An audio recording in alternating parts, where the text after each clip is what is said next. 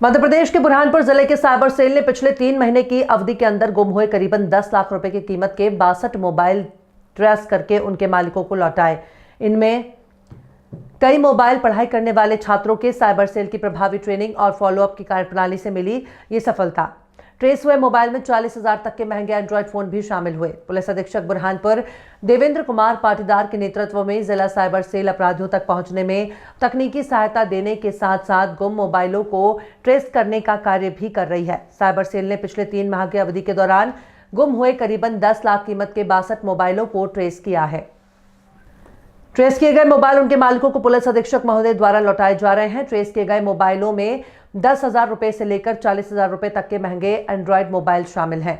उक्त गुमे हुए मोबाइल स्थानीय क्षेत्रों के साथ साथ सीमावर्ती जिले धार, खरगोन, अलीराजपुर और महाराष्ट्र राज्य से भी बरामद किए गए हैं।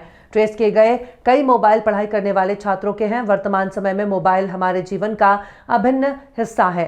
Voice call, video call, online खरीदारी से लेकर पेमेंट और बैंकिंग संबंधी सभी कार्य मोबाइल द्वारा किए जा रहे हैं। मोबाइल गुम होने पर आर्थिक नुकसान होने के साथ साथ कई परेशानियां भी बड़ी हो जाती हैं। मोबाइल गुम की शिकायत मिलने पर साइबर सेल तत्काल अलर्ट होकर मोबाइल को ट्रैकिंग पर लगाता है। लगातार फॉलोअप करने के परिणाम स्वरूप साइबर सेल को ये सफलता मिली है। साइबर जागरूकता को लेके माननीय पुलिस महानिदेशक महोदय Shri Kailash Makwana sir, IGP Shri Anurag sir, DIG Siddharth Bahuguna सब सभी के बड़े निर्देश हैं कि जागरूकता को इस लेवल तक और एग्रेसिव फॉर्म में पहुंचाया जाए, जिससे कि हम इस तरह के फ्रॉड में त्वरित रूप से कार्रवाई करके अगर फ्रॉड हुआ है तो उसको राशि होल्ड करा के उसको वापस करवा सके, कार्रवाई कर सके और अवेयरनेस के चलते हम इस तरह की गतिविधियों को रोक सकें। इस दिशा में जो अभी तक का एनालिसिस है, कुछ दिनों से जो हम लोग लगातार लगे रहते हैं, उसमें जो चीज़ें सामने आई है उसमें कि अधिकांश जो फ्रॉड है, फाइनेंशियल फ्रॉड, उसमें टेलीग्राम ऐप के माध्यम से भी हो रहा है, जिसमें इन्वेस्टमेंट के नाम पर देहातों के अंदर इस तरह की गतिविधि देखने में आई है। शासन की योजनाएं जैसे मातृ वंदना, किसान सम्मान निधि, संबल योजना, इनकी योजनाओं का लाभ दिलाने को लेकर भी फ्रॉड की घटनाएं आ रही है। फर्जी अधिकारी बनकर क्रेडिट कार्ड दिलवाना हो, केवाईसी अपडेट करना हो, लोन में सहायता करना हो, इस तरह की घटनाओं में आ रहा है। डिजिटल अरेस्ट, जिसमें इनकम टैक्स, सीबीआई या कस्टम के अधिकारी बनकर भी वो फ्रॉड करने के संबंध में जानकारी आई है। और तीसरा जो मुख्य रूप से था, फर्जी लोन एप्लीकेशन को डाउनलोड करने से। तो इस तरह के फ्रॉड देखने में आए हैं और इस तरह के फ्रॉड में हम लोगों ने त्वरित रूप से कार्रवाई करके राशि होल्ड भी करवाई और न्यायालय के माध्यम से या संबंधित एजेंसीज के माध्यम से चर्चा करके वापस भी। मेरा इसमें आप सबके माध्यम से आम जनता से यही अपील है कि अगर व्हाट्सएप या इस तरह का कोई अज्ञात नंबर आपके पास में आ रहा है तो आने वाली वीडियो से बचें। इसके अलावा कोई बैंकिंग संबंधी कार्य के लिए आपसे आपकी पर्सनल जानकारी मांग रहे हैं, उस जानकारी को बिल्कुल न दें।